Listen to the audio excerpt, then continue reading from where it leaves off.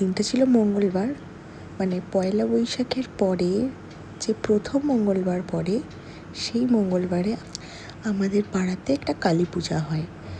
তো সেইখানে একটা বাজি ফাটানোর ব্যাপার থাকে, মানে প্রচুর রকমের বাজি ফাটানো হয়, কিন্তু এই বছর বাজি ফাটানো হয়নি, একটু অন্য রকম কিছু হয়েছে। তো তোমাদের সাথে সেটাই শেয়ার করি, তোমরা দেখতে থাকো।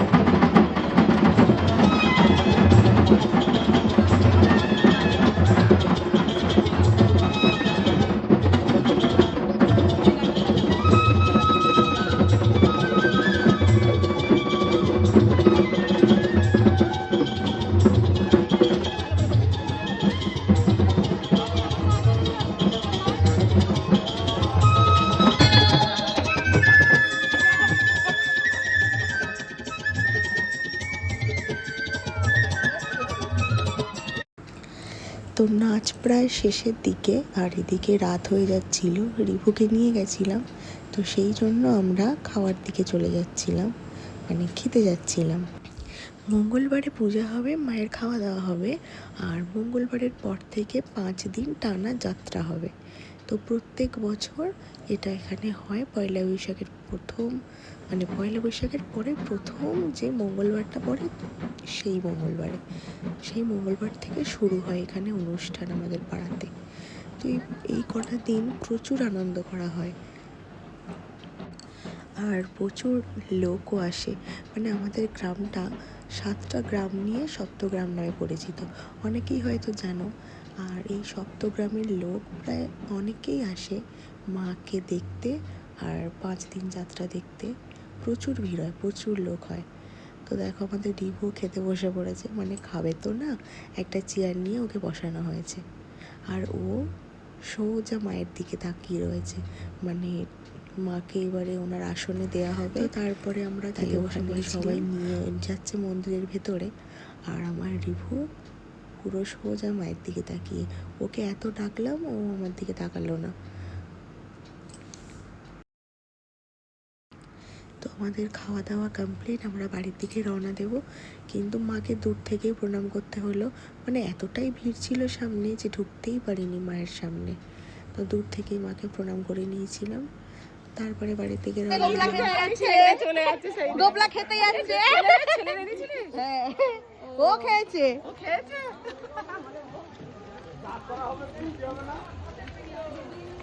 হ্যালো, তো গুড নাইট, আমরা বাড়ি চলে এসেছি। তো আমাদের ভিডিওটা যদি ভালো লেগে থাকে লাইক, কমেন্ট এন্ড সাবস্ক্রাইব, আমার চ্যানেলটাকে সাবস্ক্রাইব করতে ভুলো না কিন্তু। টাটা।